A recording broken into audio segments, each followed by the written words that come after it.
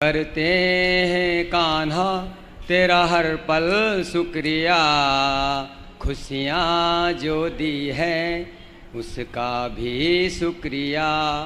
हम तेरा दिया खाएं, तेरा ही गुण गाएं, करते हैं कान्हा तेरा हर पल शुक्रिया।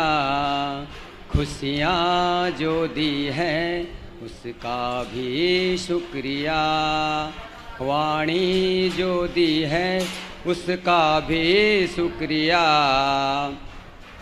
जीवन दिया है उसका भी शुक्रिया।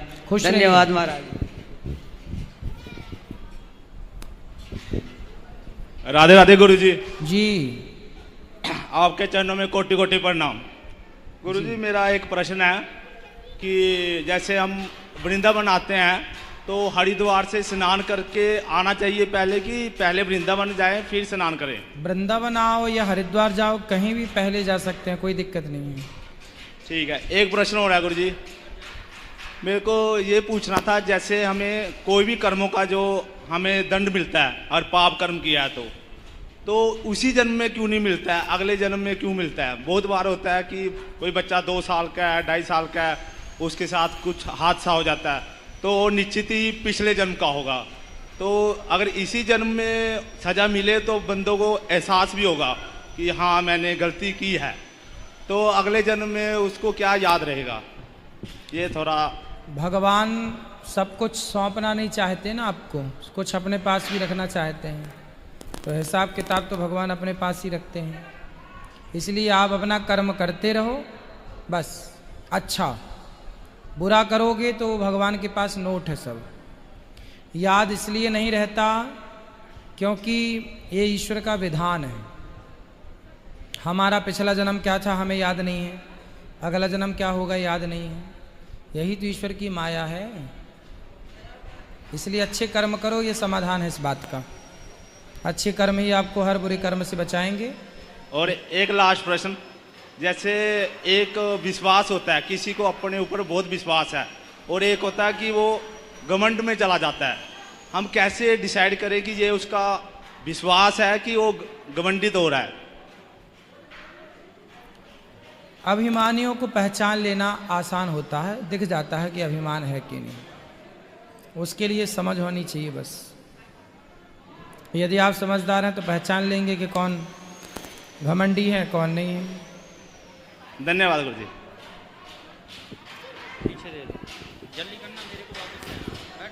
गुरु जी राधे राधे। गुरु जी जी मैं छत्तीसगढ़ से आया हूँ सर। मेरे बच्चे के आँख में कुछ प्रॉब्लम है, रायपुर के बड़े हॉस्पिटल में भी दिखा चुका हूँ मैं। तो गुरु जी ऐसा उपाय बताइए कि लड़के का आँख की रोशनी वापस आ जाए।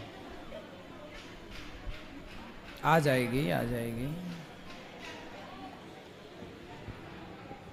डॉक्टरों को दिखाओ अच्छे से। दिखा चुके हैं गुरु जी। फिर क्या बोले डॉक्टर? डॉक्टर बोल रहे हैं कि इसके आँख में बहुत प्रॉब्लम है, इसका आना नामुमकिन है। डॉक्टर को दिखाए हो, अब भगवान, जब डॉक्टरों ने मना कर दिया तो अब भगवान के आश्रित रह लो। हाँ भगवान का आश्रय ले रहे हैं। भगवान जो करेंगे अच्छा करेंगे। ठीक, धन्यवाद। गुरुदेव एकाग्र चित्त के लिए क्या करूं, ऐसा समाधान था मेरा। एकाग्र चित्त के लिए, शांत चित्त के लिए सत्संग करिए। सत्संग करिए, संतों की संगति करिए, धीरे धीरे एकाग्रता आएगी। समय के साथ एकाग्रता आएगी। भगवान का चिंतन करते रहिए, नित्य नाम जप करिए, नित्य कथाएं सुनिए, धीरे धीरे एकाग्रता आएगी। एक सत्संग सुना सकता हूँ छोटा सा?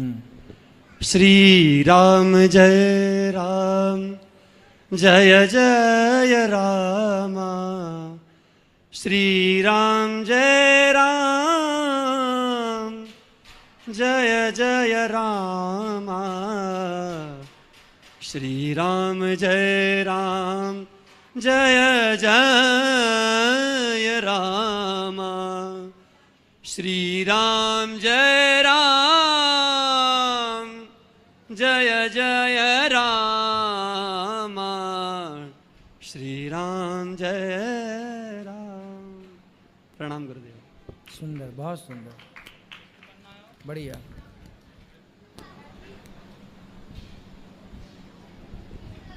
श्रीमन नारायण गुरु जी। महाराज जी, मेरा ये प्रश्न था कि जीव अपने प्रारब्ध के अनुसार कर्मों को भोगता है, सुख दुख को भोगता है, तो जब ईश्वर सृष्टि की रचना करते हैं उस समय जीव का कोई प्रारब्ध नहीं होता है, तो फिर वो कैसे कर्म चक्र में, बंधन में फंस जाता है? होता है ना, क्यों नहीं बनता। आदमी जब कर्म भोग के जाता है, 84 लाख योनियों को भोगने के बाद भी कुछ कर्म शेष रह जाते हैं। उसी शेष कर्म को भोगने के लिए अच्छे और बुरे शेष रह जाते हैं। उसी के कारण मनुष्य का शरीर मिलता है। बड़े भाग्य मानुष तन पावा, बड़े भाग्य से मानव का शरीर मिलता है। पर उस बड़े भाग्य से मानव का तन जो मिला, उसमें भी शेष पिछले जन्म के अच्छे बुरे कर्म कुछ रह जाते हैं, वही यहाँ आके भोगने पड़ते हैं। 84 लाख योनियों में भोगा, कुछ वहाँ भोगा, कुछ यहाँ भोगना है। पर यहाँ एक मौका मिला कि भाई यहाँ अच्छे कर्म भी करते रहो, अब गलतियाँ ना करो तो सदगति का भी रास्ता खुलेगा। जी महाराज जी, लेकिन प्रथम जब भगवान सृष्टि की रचना करते हैं उस समय तो प्रारब्ध शून्य होता है ना जीव, उनके पास तो कोई कर्म नहीं होते हैं। उसकी पहली सृष्टि जब भगवान ने प्रलय की, जी, जब प्रलय की सृष्टि, तो अभी जैसे सृष्टि प्रलय हो जाए तो हम सब ने कोई ना कोई कर्म तो करके बैठे ही हैं, तो इसके बाद प्रलय हो जाएगी तो हम सब समा जाएंगे भगवान में। परंतु जब अगली बार भगवान सृष्टि करेंगे तो फिर हमें आगे से यहीं से इस कर्म के बाद उस अगली सृष्टि में अवसर देंगे, अच्छा या बुरा, यही क्रम चलता है। धन्यवाद महाराज जी, खुश रहिए। राधे राधे गुरु जी। जी गुरु जी, मैं 2 साल से कबड्डी खेलता हूँ। मैं 2 बार स्टेट खेल चुका हूँ, 1 बार नेशनल का कैंप में अटेंड कर सका। मुझे हर महीने 1500 रुपये मिलते हैं। मैं वे इकट्ठे कर करके मैंने एक पितरों की पोटी पाठ करवाई है। ठीक है, आप उसे स्वीकार करें और आपका आशीर्वाद मेरे साथ। बिल्कुल, भगवान आपको सुखी रखे। आपने बहुत सुंदर कार्य कराया। राधे राधे। राधे राधे गुरु जी। जी मेरे पेट में दर्द रहे कई साल। डॉक्टर को दिखाओ, दिखा लीजिए। योग करो, कपालभाति करो। सुंडी से ऊपर काल जैसे नीचे चढ़े रहे हो जी, दर्द उठे भी नहीं। योग किया करो, ठीक हो जाएगा। डॉक्टर को दिखाओ और योग करो। ठीक है गुरु जी। राधे राधे जी। गुरु जी, मेरा प्रश्न है, आपकी माता जी ने पहले कौन सा पुण्य किया था आप जैसा बेटा पाए? पता नहीं कौन सा पुण्य किया था। हम भी चाहते हैं, मेरे बेटे लोग भी ये कुछ सत्संग में जोड़ना चाहते हैं, इतना प्रयास करते हैं, नहीं सुनते हैं। आप इतना कैसे सब कर लेते हैं? माताओं की सेवा, बंदरों की सेवा, अन्न क्षेत्र, यहाँ 3 घंटा कथा करना, फिर प्रश्नोत्तरी करना, इतना सब कैसे कर लेते हैं? क्योंकि भगवान कराना चाह रहे हैं, सब करते भगवान हैं, हम तो उनके नौकर बन के कार्य कर लेते हैं।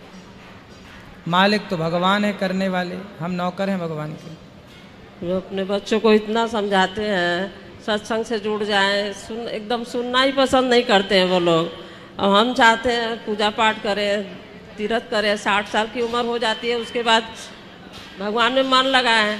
कौन, आपके पति? हम सोचते हैं तो कहीं जाने आने घर के लोग नहीं देंगे, दर्शन पूजा पाठ दान पुण्य करने के लिए सब रोकेंगे। सही है। कैसा क्या करे कि ये वो लोग सुने मेरी बात? सुनेंगे। आप लाए हो किसी को? पति आए हैं? नहीं, कोई नहीं आया। नहीं, वो लोग नाम ही लेंगे सत्संग के से जुड़ो तो वो लोग को अच्छा नहीं लगता है। कोई बात नहीं, उनके संस्कार अभी नहीं है। अभी भगवान उनको अपनी ओर खींचना नहीं चाहते। भगवान की कथा, भगवान का नाम, भगवान की भक्ति भी सब थोड़ी कर सकते हैं।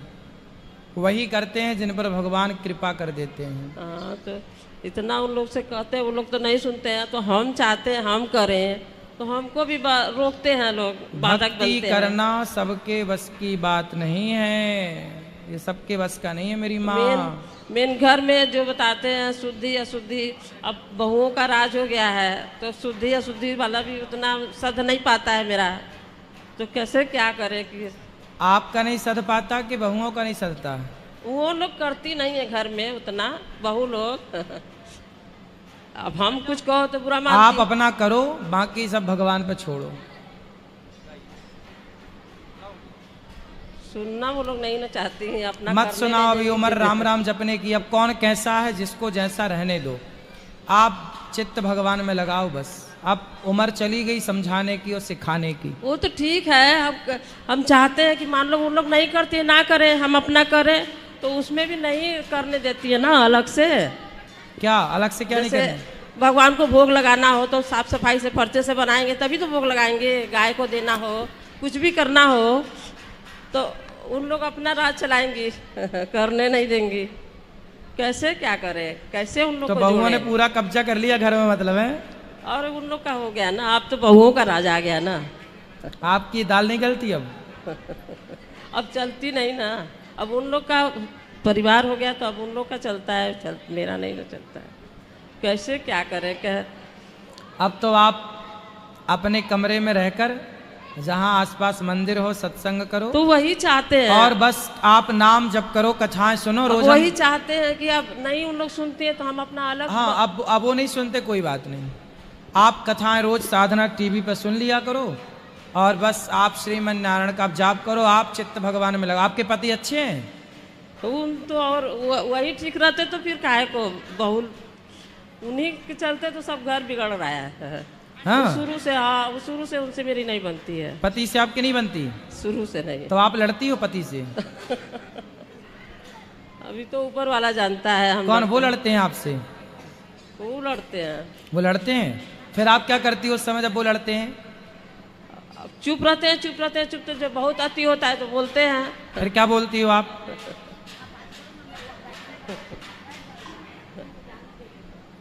अब जो नहीं बर्दाश्त होती है बात, वो बात बोलते हैं। सही है, कितना बर्दाश्त करेगा। तो पति क्या करते, क्या बोलते हैं आपको? कुछ भी करो, मेरी तरफ से फिरंट रहते हैं। गाली गलौज तो नहीं करते आपको?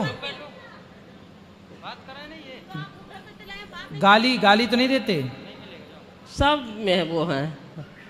उनको भी सुनवाना सत्संग कथा। तो नहीं सुनना चाहते ना, वही तो कह रहे कि कोई बात नहीं, आप अपना चित्त भगवान में लगाओ, कोई कैसा है छोड़ो।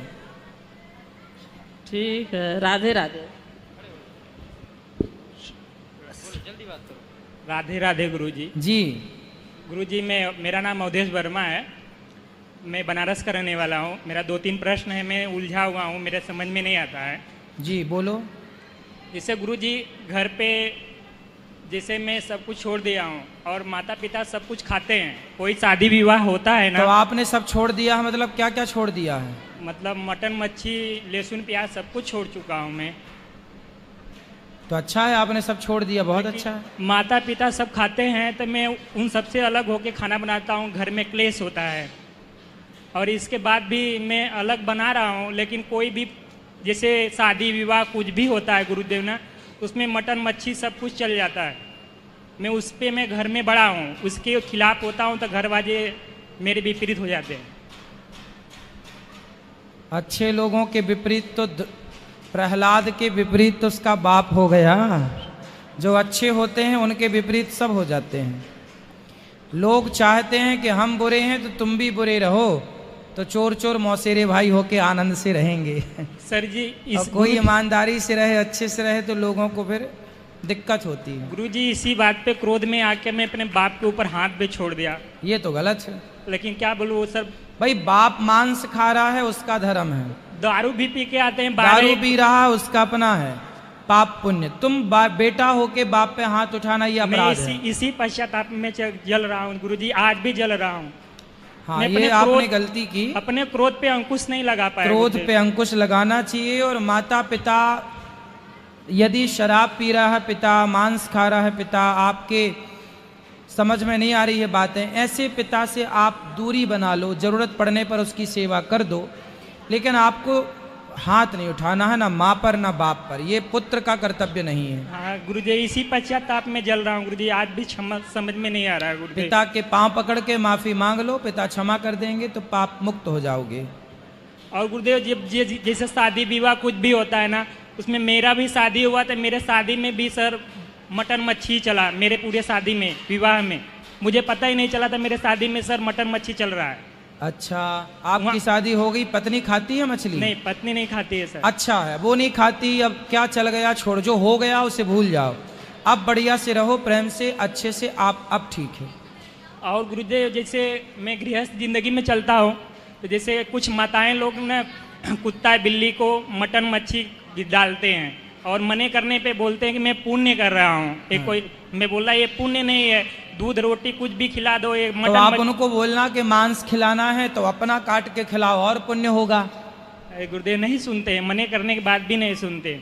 अपना काट के खिलाएं हाथ पांव और पुण्य होगा। किसी और को मार के खिलाना काहे का पुण्य है।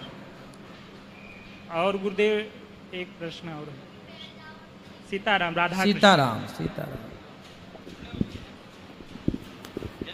राधे राधे गुरुजी। जी जी गुरुजी, एक तो प्रश्न है मेरा। मैं बोलो। छत्तीसगढ़ से आई हूँ, मेरे 3 बच्चे हैं गुरुजी, और तीनों का नाम भगवान पे रखा है और इनको मैं बहुत मारती हूँ।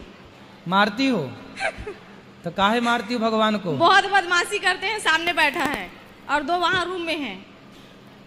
क्या नाम है बच्चों का। एक का कान्हा नाम है, एक का गणपति और एक का राधा। अच्छा है। और ये तो किसको ज्यादा मारती हो। कान्हा को। राधा को। कान्हा को। कान्हा को मारती हो। जी गुरुजी, बहुत बदमाशी करता है, जैसे नाम वैसी काम। ठीक है, फिर आप यशोदा मैया हो, फिर ठीक है। चलो बोलो। राधे राधे गुरुजी। राधे राधे। क्यों बदमाशी करते बताओ। चलो और किसका सवाल। इस तरफ ले आओ बेटा माइक। राधे राधे गुरुजी। जी। आज किसी का पैसे मिले तो क्या करा जाए।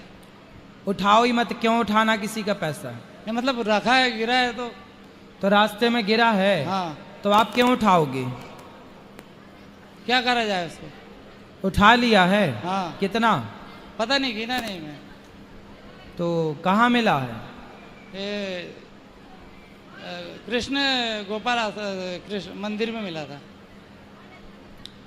कोई पैसा पड़ा हो, सोना पड़ा हो, पड़े रहने दो, क्यों उठाना। उठाओ ही मत। उठाया है तो अब आप जानो क्या करना है। भाई सोना पड़ा हो, हमारे लिए तो सब माटी है। दूसरे की संपत्ति पड़ी है तो वो हमारे लिए क्या है। अब आप लोग ये सोचते हैं किसी का पड़ा है, चलो उठा लेते हैं, ये किसका होगा। वहां खड़े होके आवाज लगा, भैया किसका पैसा पड़ा है। दूसरे के पैसे को इस उंगली से भी नहीं छूना चाहिए। इस उंगली से पड़ा मिल जाए सोना, पड़ा मिल जाए पैसा तो बोलो भैया किसका है, देखो किसका है, और आप वहां से बढ़ो। क्या करा जाए महाराज जी। अब आप जानो क्या करोगे, हम क्या कह दें। चोरी का पैसा, उठाया पैसा, हम ये भी नहीं कह सकते कि दान कर दो, वो पैसा दान के योग्य भी नहीं है। भाई दान तो अपनी मेहनत का करो, 1 रुपए करो पर मेहनत का हो। उस पैसे का मेरे पास इसका जवाब नहीं है कि उसका क्या करना चाहिए। वहीं पे रख के आ जाएगा। हाँ, अब आप जानो सही डिसीजन पर आप पहुंचे खुद अपने विवेक से। कुछ निर्णय खुद को लेने होते हैं। राधे राधे गुरुजी। राधे राधे। राधे राधे गुरुजी। जी। मेरे को अपने गुरुकुल में नाम रख दीजिए। अच्छा, क्या नाम है आपका। दीपांशु कुमार। ठीक है। क्या पढ़ते हो, कौन सी कक्षा में। 6 में हो बेटा। आप 8वीं के बाद आना, 8वीं 7वीं पास कर लो फिर, ठीक है।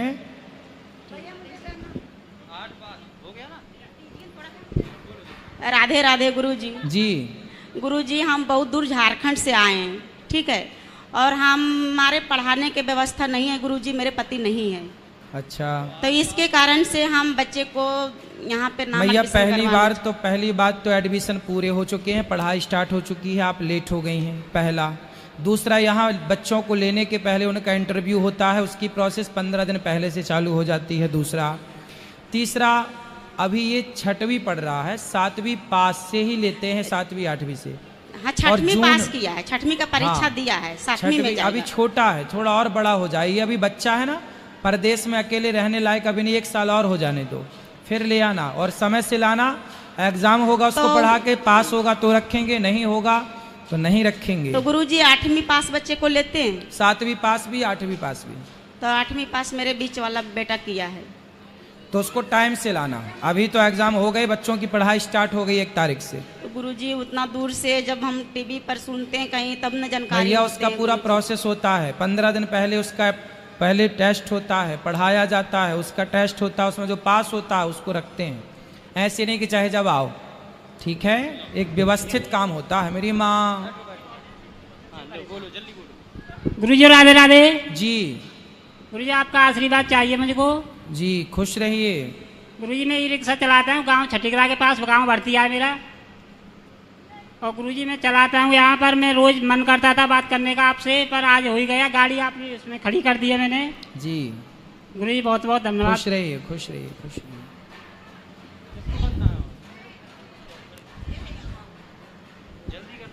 गुरुजी राधे राधे। जी गुरुजी मेरे पापा बहुत शराब पीते हैं। कौन? मेरे पापा जी शराब पीते हैं। कहाँ हैं? वहाँ एक गांव में। समझाना कि ना पिया करें। हमने तो समझा ले दिया। आते, हम समझाते हैं। वह नहीं कहते पूरे मर जाओ मेरी तरफ से। अगली बार लेके आना। ठीक है गुरुजी।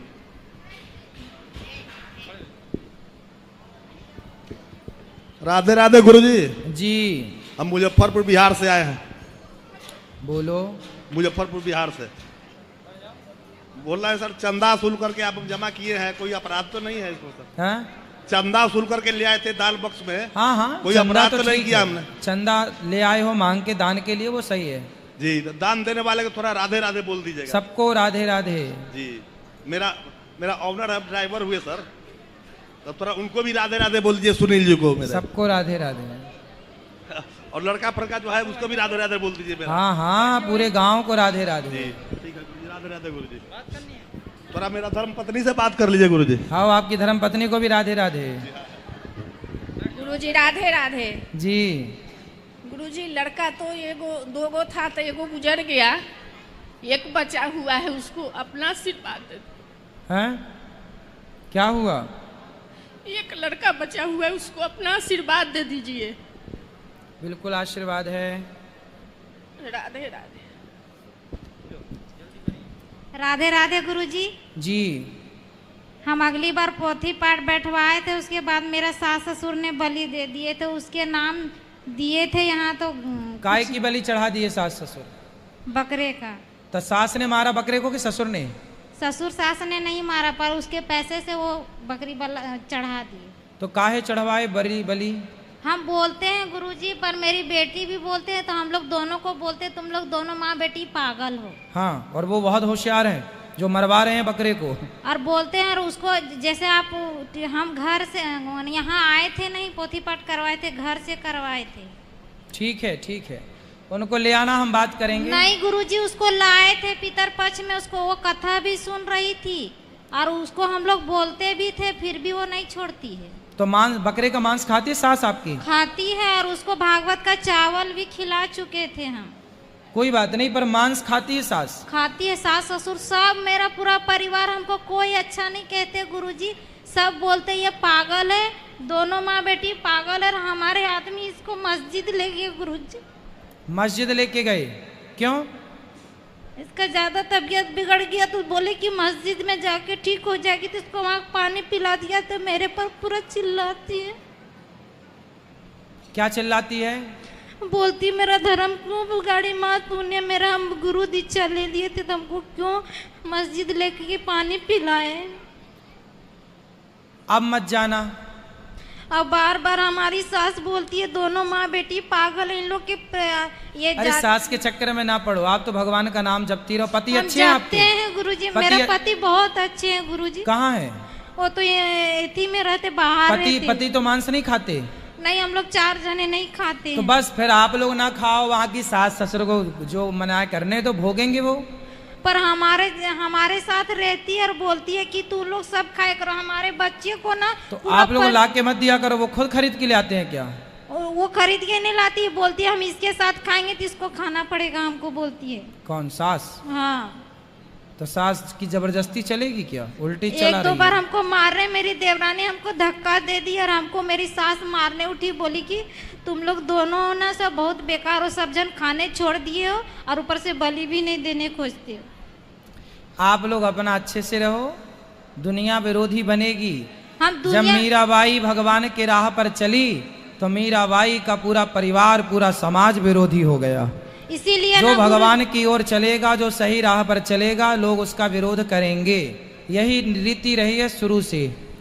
माता सीता का लोगों ने विरोध किया, तो हम और आप कौन हैं? गुरुजी हमारे घर में जो बोलते हैं कुल देवी है ना, वहाँ बलि चढ़ाया जाता, तो हम बोले वो देवी देवता को हम नहीं मानेंगे जो जहाँ बलि मिल देते हैं। देवी देवता बलि मांगते ही नहीं है बेटा, ये तो लोग अपनी इच्छा से अपने खाने का, देखो तुम्हारी सास खाती है तो बलि के बहाने वो खाती होगी, हड्डी चबाती होगी। और जहाँ बलि पड़ता है गुरुजी वहाँ हमको रहने की इच्छा नहीं होती। हमारे झारखंड में ना पूरा एकदम बलि चढ़ते, तो हम जाते नहीं जाते रिश्तेदारी निभाने, तो बोलती है बहुत घमंडी हो गई, ये कथा सुन सुन के पागल तो है और बहुत घमंडी हो गई है। तो बोले तुम्हारी तरफ बकरा मारे तो घमंड नहीं है, और ना मारे तो घमंडी है। ऐसे लोगों को मिर्ची का धुआं दो, तो वैसे उल्टा लटकाओ, लाल मिर्ची का धुआं मस्त। वैसे गुरुजी रिश्तेदार के पास जाए कि नहीं जाए? हाँ, ऐसे रिश्तेदार काहे जाओ मांसाहारियों के पास।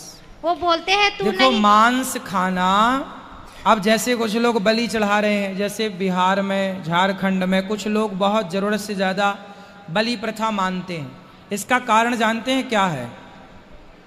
एक समय था जब बहुत लोग रोज मांस खाते थे, फिर कुछ संत आए, गुरु आए, गुरु जी ने कहा क्यों तुम मांस खाते हो? गुरु जी क्या करें, आदत हो गई है। तो गुरु जी बोले सुनो, तुम अपनी देवी को ना एक बकरा चढ़ाया करो।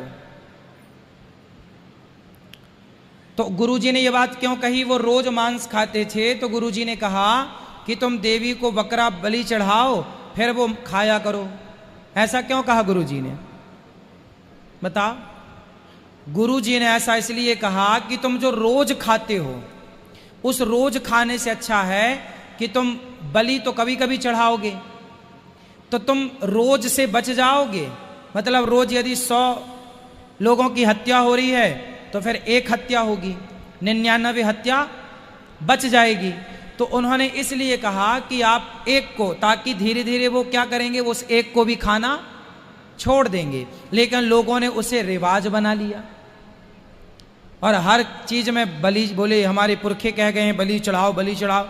वो कह इसलिए गए थे कि इसी बहाने, जैसे एक लड़का दिन भर में 50 सिगरेट पीता है, तो गुरुजी ने कहा क्यों रे, तो दिन भर में 50 सिगरेट पीता है? तो गुरुजी ने कहा सुन, तू दिन में केवल 1 सिगरेट पिया कर। अब बताओ, गुरुजी ने उसे सिगरेट पीने का लाइसेंस दिया है या जो पीने की लत थी उसे छुड़ाने का प्रयास किया है? बोलो। एक लड़का 50 सिगरेट रोज पीता है, तो गुरुजी ने कहा तू 50 नहीं 1 पिया कर। अब उस लड़के ने कहा सबको, देखो जी मेरे को गुरुजी ने लाइसेंस दिया है कि तू 1 सिगरेट पी सकता है। तो उसने सारे दोस्तों को 1-1 पिलानी शुरू कर दी।